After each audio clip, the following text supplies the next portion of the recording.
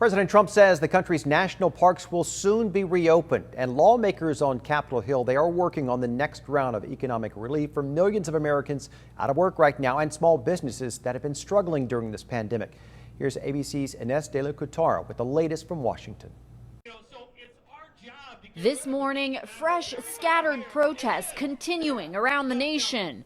The governors of Georgia and South Carolina now beginning to lift restrictions, even as a new NBC News Wall Street Journal poll shows 58% of Americans are more worried about reopening too quickly. Just 32% in that poll fear reopening slowly will harm the economy. This as the Senate unanimously passes a new $484 billion relief package. Unless we get our economy up and running again, there's not any way we can spend enough to continue to prop up the country. The plan aims to pump an additional $310 billion into the Paycheck Protection Program for small business owners like Mary Moore in Atlanta, who's already had to lay off 43 employees. They rely on this business for their livelihoods, and I rely on them. But the program drawing criticism after an Associated Press investigation found at least 75 publicly traded companies, as well as Harvard University, received money from the initiative. Shake Shack now returning the $10 million it received after public outcry. We want to make sure this money is available to small businesses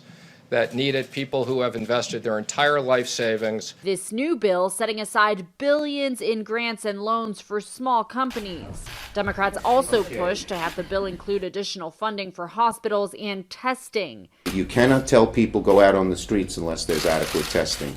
New York Governor Andrew Cuomo saying in a meeting Tuesday with President Trump that the president pledged to help the states ramp up testing. We now do on average of about 20,000 tests per day.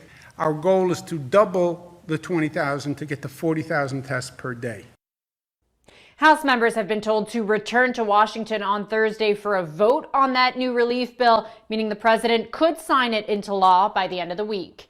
Ines De La Couture, ABC News, Washington.